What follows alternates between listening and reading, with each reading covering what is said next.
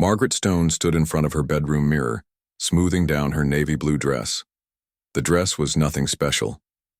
She had bought it from the department store downtown 3 years ago. It was simple, clean, and comfortable. Tonight, she would wear it to the Rosewood Country Club charity gala. Margaret picked up her old leather purse from the dresser. The purse had been with her for 15 years. The leather was soft and worn, but it still held everything she needed. She opened it and checked inside. Her wallet, keys, and a white envelope were there. The envelope contained a check for $500. It was her donation for tonight's charity event. She did not want to go to this fancy party. Margaret preferred quiet evenings at home with a good book and a cup of tea. But Frank Hamilton had asked her to come. Frank was her late husband's business partner. He said it would be good for her to get out of the house. He also said the charity was important, and they needed to honor her husband Paul's memory. Margaret drove her old sedan to the country club. The parking lot was full of expensive cars. She saw BMW cars, Mercedes cars, and other luxury vehicles that cost more money than most people made in a year. Her old car looked very different among all these shiny new cars. She parked in a spot, far from the main entrance. Walking toward the club's front door, Margaret felt nervous. Through the large windows, she could see people inside wearing beautiful clothes. The women wore long evening gowns that sparkled under the bright lights. The men wore expensive suits with bow ties. Everyone looked like they belonged in a magazine. Margaret opened the heavy glass door and stepped inside. The marble floor was so shiny she could see her reflection in it. Crystal chandeliers hung from the high ceiling, filling the room with warm light. Round tables covered with white cloth were placed around the room. Each table had tall flower arrangements and gold-colored chairs. Almost immediately, Margaret noticed people looking at her. Their eyes moved from her simple dress to her old purse, then back to her face. She heard whispers but could not make out the words. The feeling in her stomach grew worse. A woman with blonde hair and diamond earrings walked past Margaret. This was Linda Morrison. Linda was married to Robert Morrison, who owned the biggest bank in town. Linda wore a red dress that probably cost more than Margaret's monthly grocery budget. Linda looked at Margaret from head to toe, then whispered something to her friend. "Did you see what she's wearing?" Linda said to Beverly Curtis, who stood next to her. Beverly was married to a man who owned many buildings around the city. Beverly wore a black dress with shiny beads all over it. "I wonder how she even got an invitation," Beverly replied, not bothering to lower her voice. "This is supposed to be for people of our social level." Margaret heard every word. Her cheeks turned red, but she kept walking. She found an empty table in the corner of the room and sat down alone. From her seat, she could watch the other guests without being in the center of attention. The room filled with laughter and conversation. People moved from table to table, greeting friends and talking about their recent trips, new cars, and expensive purchases. Margaret sat quietly, watching and listening. She noticed how the women showed off their jewelry and how the men talked about their golf games and business deals. A waiter in a white jacket approached Margaret's table. "Good evening, ma'am. Can I bring you something to drink?" "Just water, please," Margaret said softly. The waiter nodded and walked away. At the next table, she heard Linda Morrison ordering champagne for her group of friends. "Make sure it's the expensive kind," Linda said loudly. "We only drink the best." After 30 minutes, the charity auction began. A man in a tuxedo stood at the front of the room with a microphone. He explained that they were raising money for local charities. People could bid on vacation trips, restaurant dinners, and artwork donated by local businesses. Margaret watched as people raised their hands to bid hundreds and thousands of dollars for items. Linda Morrison bid $3,000 for a weekend at a fancy hotel. Beverly Curtis paid $2,000 for dinner at an expensive restaurant. The amounts of money being spent made Margaret think about how many families could eat for weeks with that same money. When the auction ended, people moved to the donation table. This was where they could give money directly to the charities. Margaret waited until most people had finished before walking to the table herself. She pulled the white envelope from her purse. Her hands shook slightly as she opened it and took out the check. $500 was written in her careful handwriting. To Margaret, this was a meaningful amount. She had thought carefully about how much to give. Linda Morrison happened to be standing nearby when Margaret placed her check in the donation box. Linda looked over and saw the amount. "Oh my," Linda said to Beverly, who had joined her. "Look at that. $500. How modest." Beverly looked at Margaret's check and smiled in a way that was not friendly. "Well, I suppose everyone gives what they can afford. Some people's pocket change is other people's entire budget." The two women laughed quietly.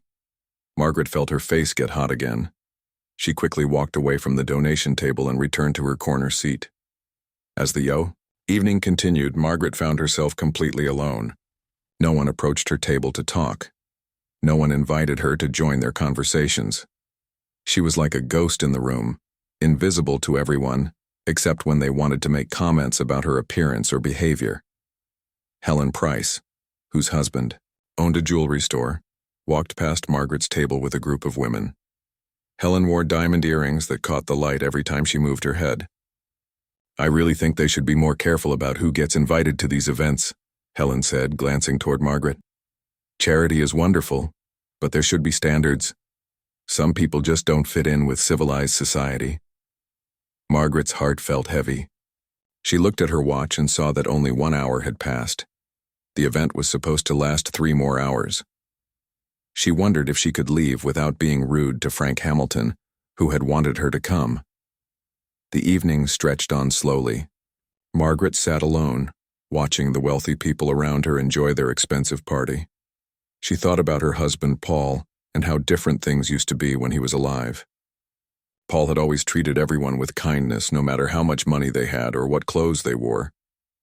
By the time the event ended, Margaret felt exhausted, not from physical tiredness, but from the emotional weight of being treated like she did not belong. She had come to honor her husband's memory and support charity, but instead she had experienced the coldness of people who judged others by their appearance and bank accounts. Margaret drove home in her old sedan, thinking about the evening. She had learned something important about this group of wealthy people. They measured a person's worth by their clothes, cars, and jewelry. They had no interest in kindness, character, or genuine care for others. Little did they know that their assumptions about Margaret Stone were completely wrong. 3 weeks after the charity gala, Margaret Stone walked through the downtown farmers market on Saturday morning. She wore her favorite jeans and a soft blue sweater. In her hands, she carried 2 reusable cloth bags that she had used for grocery shopping for many years. The morning sun felt warm on her face as she moved from stall to stall, looking at fresh vegetables and fruits. Margaret enjoyed shopping at the farmers market.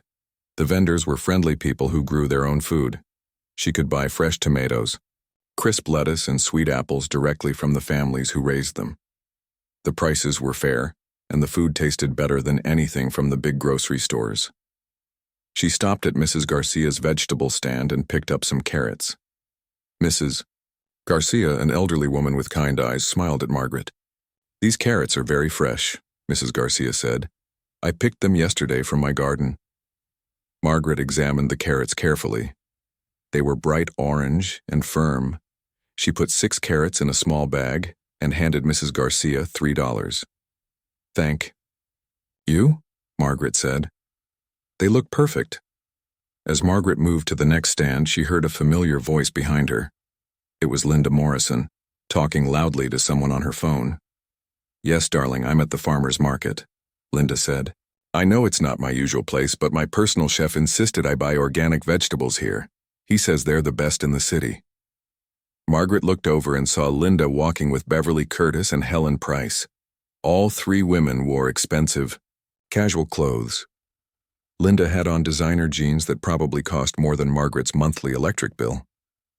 Beverly wore a white blouse with a famous brand name visible on the pocket. Helen carried a handbag that Margaret recognized from a magazine advertisement. Linda ended her phone call and noticed Margaret standing at the fruit stand. She touched Beverly's arm and pointed. "Well, look who's here," Linda said with a fake smile. "It's our friend from the charity dinner." Beverly and Helen turned to see Margaret. Margaret nodded politely and continued looking at the apples in front of her. "Shopping for bargains, I see," Beverly said loudly enough for other customers to hear. "That's so smart when you have to watch your budget carefully." Margaret picked up 3 apples and put them in her bag. The farmer behind the stand, Mr. Johnson, looked confused by Beverly's comment. He had known Margaret for 2 years and always found her to be respectful and pleasant. Linda walked closer to Margaret's side. "We're here buying organic vegetables for our families. My chef only uses the finest ingredients. Of course, organic food costs much more than regular food, but we don't mind spending extra for quality." "That's right," Helen added. "Good food is an investment in health. Some people can't afford to think that way, but we're fortunate." Margaret continued her shopping without responding to their comments. She moved to another stand where an elderly man sold fresh bread. The bread smelled wonderful, and Margaret bought 2 small loaves. The 3 wealthy women followed her, continuing their loud conversation about expensive food and costly ingredients. Other shoppers began to notice the strange situation. Some people looked uncomfortable as they listened to the women's obvious attempts to embarrass Margaret. "I'm planning a dinner party next week," Linda announced to her friends. "I'm flying in a special chef from New York. The meal will cost $5,000, but it's worth it for my guests." Beverly laughed. "That sounds wonderful. My husband just bought me a new kitchen with appliances that cost more than most people's cars. Cooking is so much easier when you have the best equipment." Margaret finished her shopping and walked toward the parking area where she had left her car. The 3 women continued to follow her, talking about their expensive purchases and upcoming trips to Europe. When Margaret reached her old sedan, she put her grocery bags in the back seat. The car was 15 years old but well maintained. Margaret had always taken good care of it, and it had served her faithfully for many years. She put the key in the ignition and turned it. Nothing happened. She tried again. The engine made a clicking sound but would not start. Margaret felt worried. This had never happened before. Linda, Beverly, and Helen were getting into their luxury cars nearby. They noticed Margaret's problem immediately. "Oh dear," Linda said loudly. "Car trouble? That's what happens with old vehicles. They're not reliable like newer cars." Beverly pulled out her phone and began recording. "This is too perfect," she said to her friends. "Look at this. Some people just can't afford dependable transportation." Helen laughed as she watched Margaret try to start her car again. Maybe she should consider taking the bus. It might be more suitable for her budget. Margaret felt embarrassed and frustrated. She took her phone from her purse and called her mechanic, Mr. Peterson. He had been fixing cars for 30 years and had always been honest and helpful. "Hello, Mr. Peterson," Margaret said. "My car won't start at the farmer's market. Could you please come help me?" "Of course, Mrs. Stone," Mr. Peterson replied. "I'll be there in 20 minutes." While Margaret waited, the 3 women made sure she could hear their conversation about reliable cars and proper maintenance. Linda talked about her new BMW that had never given her any problems. Beverly described her Mercedes and how the dealership provided special service for important customers.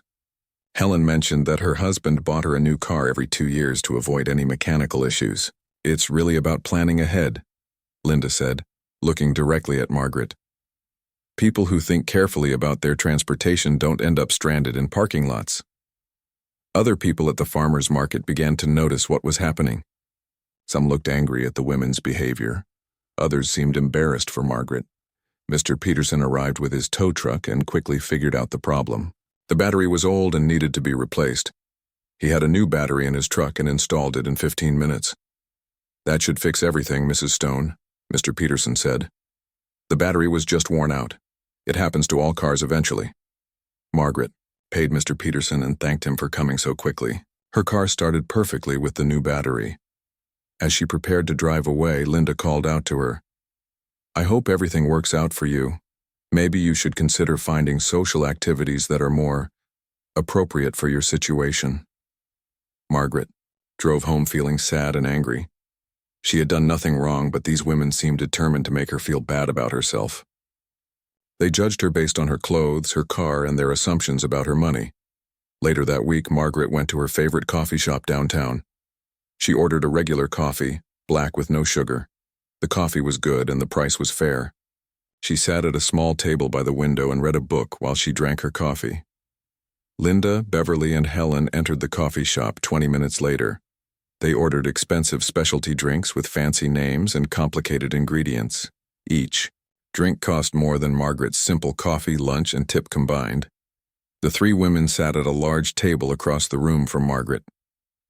They spoke loudly about their expensive drinks and made comments about people who ordered basic beverages for basic people. Amy Chen, the young woman working behind the counter, noticed how the wealthy women were treating Margaret. Amy had seen Margaret in the coffee shop many times. Margaret was always polite, patient, and generous with tips. When Margaret finished her coffee and went to leave, she left a $5 tip for Amy. This was more than Amy usually received from customers who ordered simple drinks. Beverly noticed the tip and laughed. "Look at that," she said to her friends. "She's trying to show off with that big tip. Some people think money can buy them respect." Margaret heard the comment as she walked toward the door. She felt tired of their constant meanness. These women seemed to find joy in trying to hurt other people's feelings. As Margaret left the coffee shop, she decided that she would not let these women's behavior change who she was. She would continue to be kind, generous, and true to herself. What they thought about her clothes, car, or spending habits did not matter. But Margaret also began to think about something else. She wondered what these women would say if they knew the truth about her life. Would they feel ashamed of their behavior? Or would they simply find new ways to judge and exclude people they considered different from themselves? Time would tell. Margaret Stone decided she wanted to help people in her community. After the unpleasant experiences with the wealthy women, she felt drawn to do something meaningful with her time. She had heard about a food bank that needed volunteers, so she called them on a Tuesday morning. "Hello, this is Margaret Stone," she said to the person who answered the phone. "I would like to volunteer at your food bank. When can I start?" The woman on the phone sounded happy to hear from her. "We always need help," she said. "Can you come Thursday evening at 5 o'clock? We serve dinner to families who need food." Margaret arrived at the food bank on Thursday wearing simple clothes and comfortable shoes. The building was old but clean. Inside, she met Tony Rodriguez, the director of the food bank and homeless shelter. Tony was a kind man in his 40s, who had been helping poor people for 15 years. "Thank you for coming to help us," Tony said. "We feed about 200 people every day. Many are families with children who don't have enough money for food." Margaret spent the evening helping serve meals. She filled plates with hot food and handed them to people who came through the line. Some were elderly people living alone. Others were families with young children. A few were men and women who had lost their jobs and could not afford to buy groceries. Everyone who came for food was polite and grateful. Margaret enjoyed talking with them and learning their stories. She met Maria, a mother with 3 young children whose husband had gotten sick and could not work. She met George, an old man whose small pension was not enough to pay for both his medicine and his food. She met Lisa, a young woman who worked 2 jobs but still could not earn enough money to feed her family properly. Margaret came back the next week, and the week after that. Soon she was volunteering 3 times every week. She helped serve food, sorted donated clothes, and cleaned the kitchen after meals. The other volunteers welcomed her warmly. They could see that she genuinely cared about helping people. After a month of volunteering, Tony Rodriguez asked Margaret to stay after the dinner service one evening. They sat in his small office, which was filled with papers and boxes of donated items.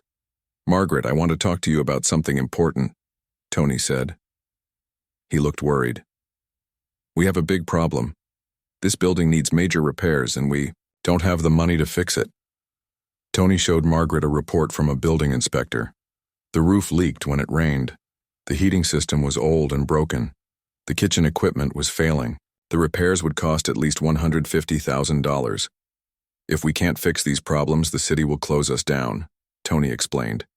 "That means 200 people every day will have nowhere to get food. Families with children will go hungry."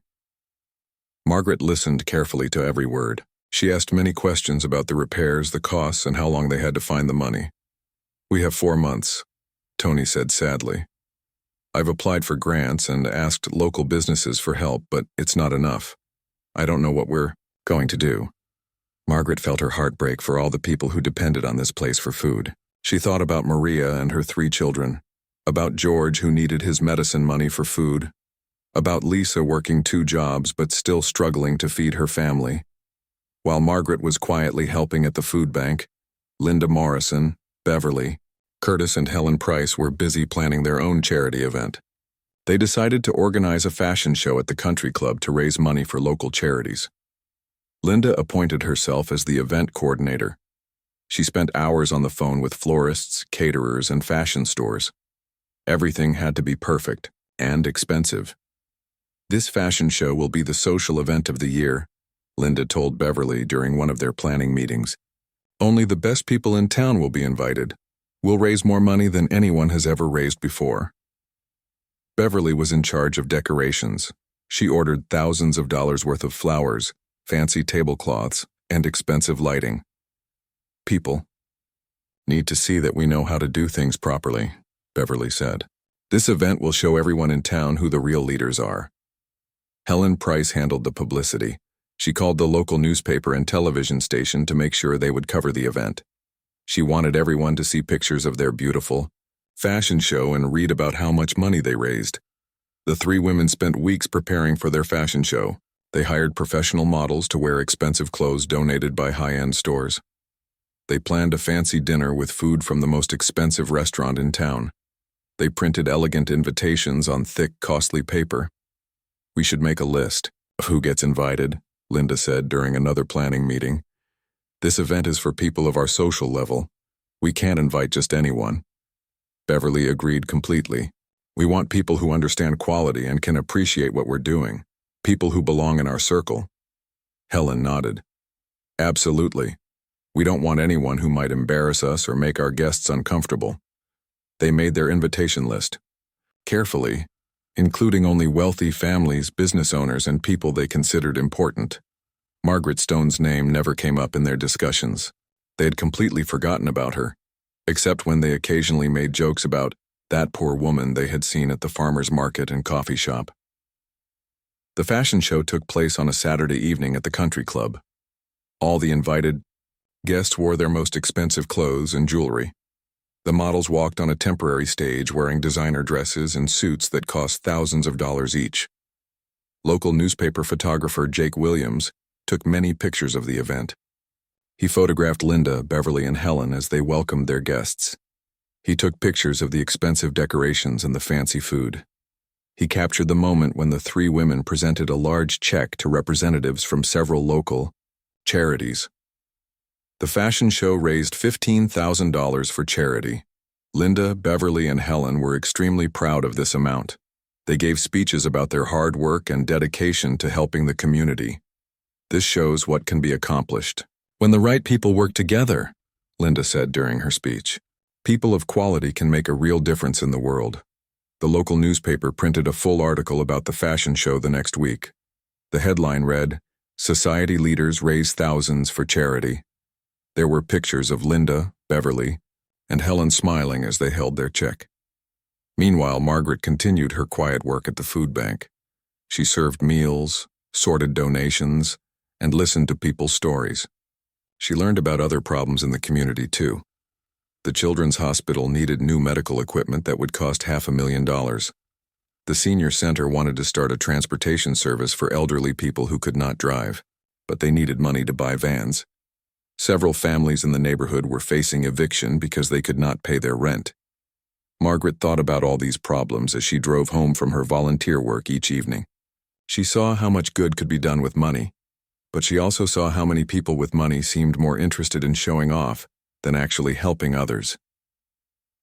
The contrast between her quiet service and the wealthy women's flashy charity event made Margaret think deeply about the difference between real generosity and public displays of wealth. She began to form a plan in her mind, but she kept it to herself.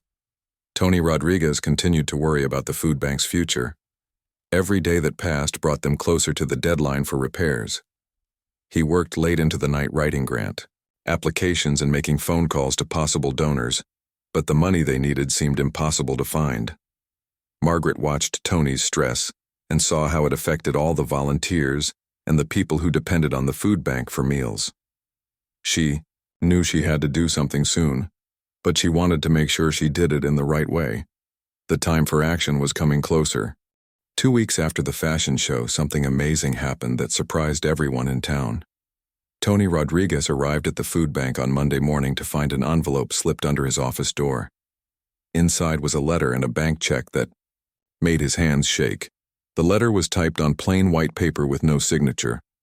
It read, "Please use this money to repair your building and help the people who need food. A friend who cares about your work." The check was for $200,000. Tony stared at the check for 5 minutes, unable to believe what he was seeing. This was more money than the food bank had ever received at one time. It was enough to fix the roof, repair the heating system, replace the kitchen equipment, and keep the food bank running for 2 more years. He called his wife immediately. "Maria, you won't believe what happened," he said, his voice shaking with excitement. "Someone donated $200,000 to save the food bank." Tony spent the rest of the day calling contractors and making plans for the repairs. He also called the local newspaper to share the good news. Reporter Kate Johnson came to interview him that afternoon. "Do you know who made this donation?" Kate asked. "I have no idea," Tony replied honestly. "The letter has no name, and the bank won't tell me anything about who wrote the check. They say their client wants to remain completely anonymous." Kate tried to investigate the mysterious donor, but she found no clues. The check came from a private trust company that refused to share any information about their clients. The lawyer who set up the trust would only say that his client valued privacy and wanted to help the community quietly. Margaret Stone read about the donation in the newspaper while drinking her morning coffee. She smiled as she read Tony's quotes about how grateful he was and how many people would be helped by this gift. She folded the newspaper and continued with her day as if nothing unusual had happened. 3 days later, another surprise shook the community. Dr. Patricia Wells, the head administrator at the Children's Hospital, received a phone call from the same law firm that had handled the food bank donation. "Dr. Wells, we represent a client who wishes to make a donation to your hospital," the lawyer said. "The donation is for $500,000, specifically for new medical equipment, an emergency room expansion." Dr. Wells nearly dropped the phone. The hospital had been trying to raise money for new equipment for 3 years. They needed machines that could help save children's lives, but the equipment was very expensive. "Is this real?" Dr. Wells asked. "Someone wants to give us $500,000? "Yes, it's completely real," the lawyer replied. "The money will be transferred to your account tomorrow. Our client asks only that you use it to help sick children. They want no recognition or publicity." The next day, the money appeared in the hospital's bank account exactly as promised. Dr. Wells called an emergency meeting with all the doctors and nurses to share the incredible news. Local news reporter Kate Johnson heard about this second large donation and immediately started investigating. She called the same law firm, but they gave her the same answer. Their client wanted complete privacy. "We have someone in our community who is giving away huge amounts of money," Kate told her editor, "but nobody knows who it is." The mysterious donations continued. The senior center received a phone call the following week. Someone had purchased 4 brand new vans for their transportation program. The vans were delivered on Tuesday morning with a note that said, "For our elderly neighbors who need rides to the doctor and grocery store." Mrs. Anderson, who ran the senior center, cried when she saw the vans. "We've been praying for transportation for our seniors for 5 years," she told Kate Johnson. "These vans will change so many lives." Then families around town started receiving amazing phone calls. Maria Santos, the mother of 3 children whom Margaret had met at the food bank, answered her telephone on Thursday evening. "Mrs. Santos, this is attorney Richard Green," the voice said. "I'm calling to inform you that an anonymous benefactor has paid your rent for the next 12 months. Maria thought it was a joke. "That's not possible," she said. "Nobody even knows. We're behind on our rent." "It's completely true," the lawyer assured her. "The money has already been sent to your landlord. You don't need to worry about rent for an entire year." Similar calls went to other struggling families. George Patterson, the elderly man who had to choose between medicine and food, learned that someone had paid for his groceries for 6 months. Lisa Martinez, the young woman working 2 jobs, discovered that her children's school lunch accounts had been filled with enough money to last the whole school year. All over town, people were receiving help from the same mysterious donor. The law firm handling all these donations became very busy, but they never revealed their client's identity. Linda Morrison heard about all these donations and became obsessed with finding out who was behind them. She called Beverly Curtis and Helen Price for an emergency meeting at the country club. "Someone in this town is giving away millions of dollars," Linda said, pacing around the elegant sitting room. "It has to be someone we know, someone from our social circle." Beverly agreed enthusiastically. "It must be one of the wealthy families. Maybe the Johnsons who own the car dealerships, or the Whites who have the construction company." Helen pulled out her phone and started making a list. "We need to figure this out. Whoever is doing this is getting all the attention and praise. People are forgetting about our fashion show." The 3 women spent hours calling their wealthy friends and acquaintances, trying to find the mysterious benefactor. They called bank, presidents, business owners, and everyone they knew who had significant money. Nobody would admit to being the anonymous donor. Linda became more frustrated every day. "This person is making us look bad," she complained to her husband. "We raised $15,000 with our fashion show, and now someone else is giving away millions. People will think we're not generous enough." Linda hired a private investigator named Steve Parker to find the anonymous donor. Steve was experienced at finding information about people, but this case puzzled him completely. "I've never seen anything like this," Steve told Linda after 2 weeks of investigation. "Usually, rich people want credit for their donations. They want their names on buildings or in newspapers. This person seems to genuinely want no recognition at all." Steve traced the money through several banks and law firms, but every trail led to dead ends. The anonymous benefactor had set up their donations through a complex system of trusts and legal agreements that protected their identity perfectly. Meanwhile, the wealthy women tried to increase their own charitable giving to compete with the mysterious donor. Linda organized another fundraising dinner. Beverly planned a charity golf tournament. Helen arranged an art auction, but their combined efforts raised only $50,000 over 2 months. This seemed like a small amount compared to the millions being donated anonymously. The local newspaper ran a story every week about new donations from the mysterious benefactor. Kate Johnson estimated that the anonymous donor had given away over $3 million in just 2 months. She called it the most generous giving spree in our town's history. People throughout the community began talking about their mysterious benefactor with deep respect and gratitude. Coffee shops, grocery stores, and church gatherings buzzed with conversations about who this generous person might be. "Whoever it is, they're an angel," said Mrs. Garcia from the farmer's market. "They're helping people without wanting anything in return." Margaret continued her volunteer work at the food bank, listening to these conversations with quiet satisfaction. She watched the building repairs progressing quickly and saw how much happier Tony Rodriguez looked now that he didn't have to worry about closing down. She also noticed that people in the community were treating each other more kindly. The spirit of generosity seemed to be spreading. Neighbors were helping neighbors more often. Local businesses were donating more to charity. The mysterious benefactor's example was inspiring others to be more generous too. But Linda Morrison, Beverly Curtis, and Helen Price grew more frustrated and jealous every day. They had spent years thinking of themselves as the town's most important, charitable leaders. Now someone else was getting all the attention and praise for their generosity. What they didn't know was that their mysterious benefactor had been watching them carefully for months.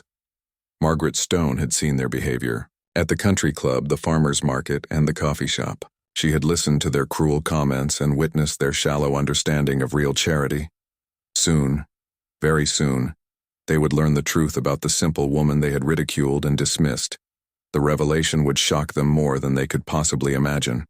The annual hospital fundraising dinner was the most important charity event in town. Every wealthy family bought tickets to show their support for the children's hospital.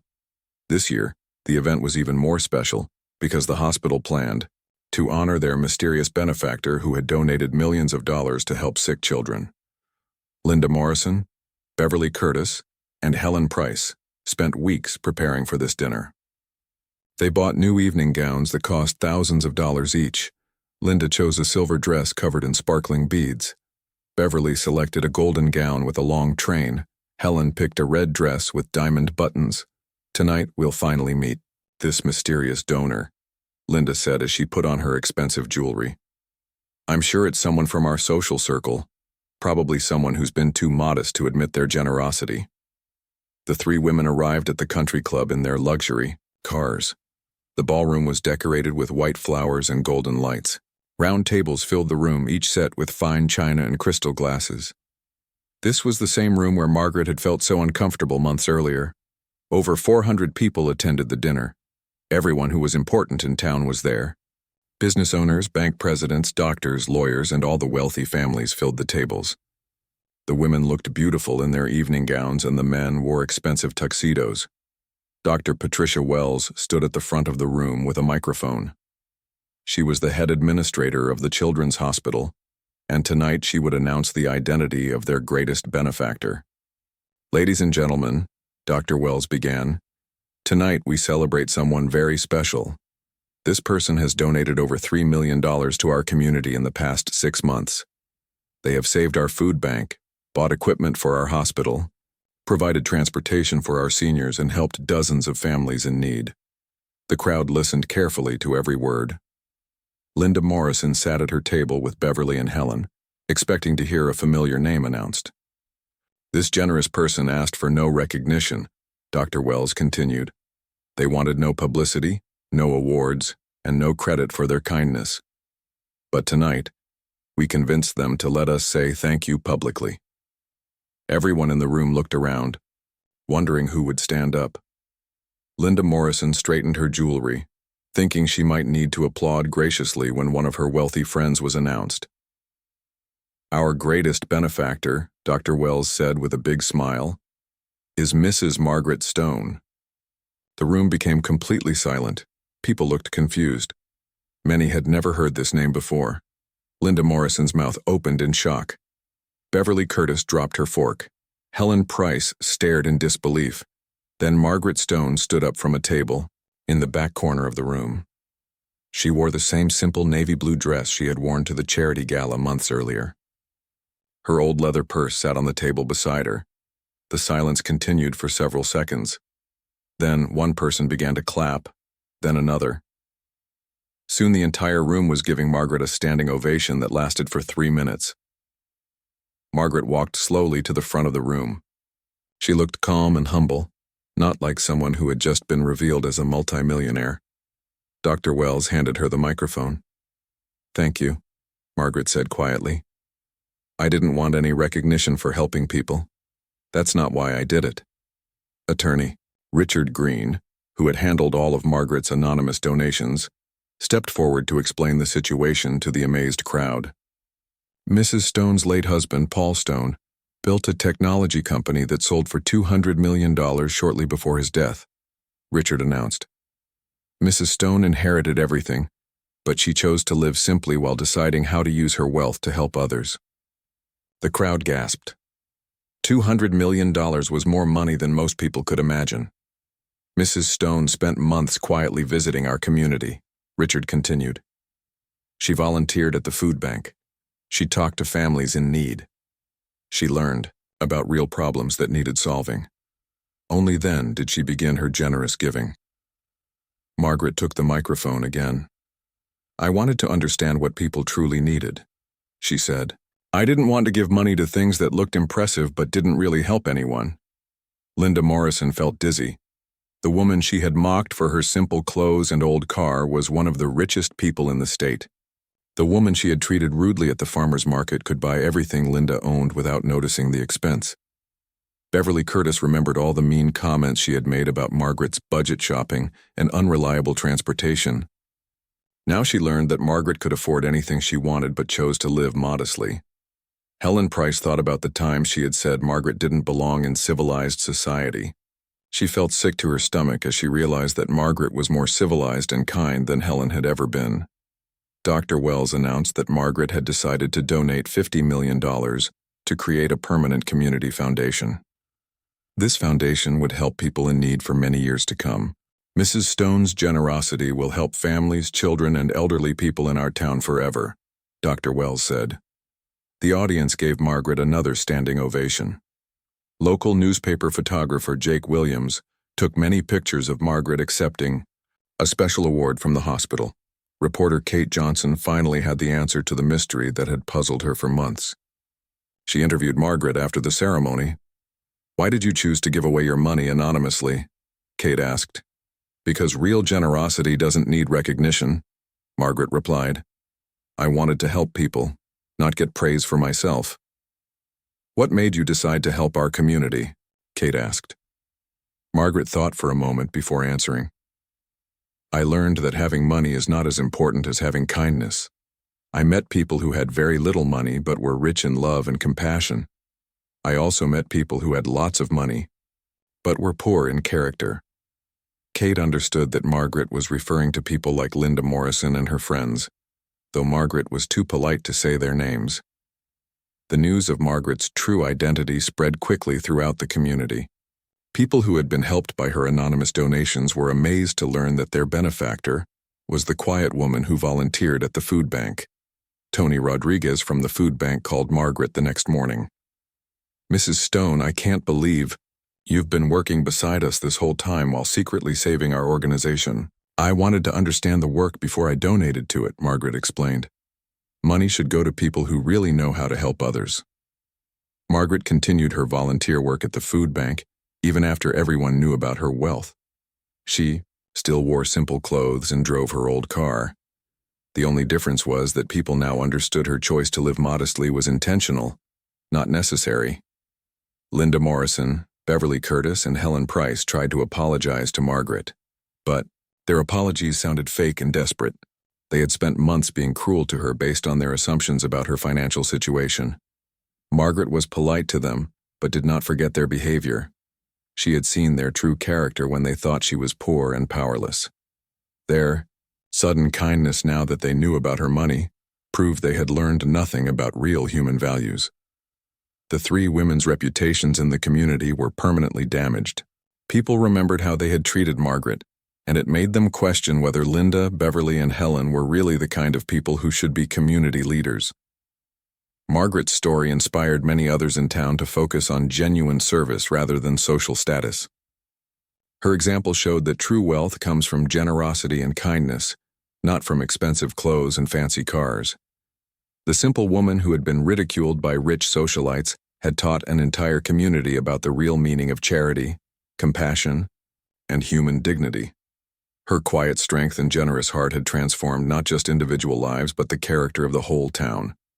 Margaret Stone proved that the most powerful people are often those who use their power to help others, especially when no one is watching.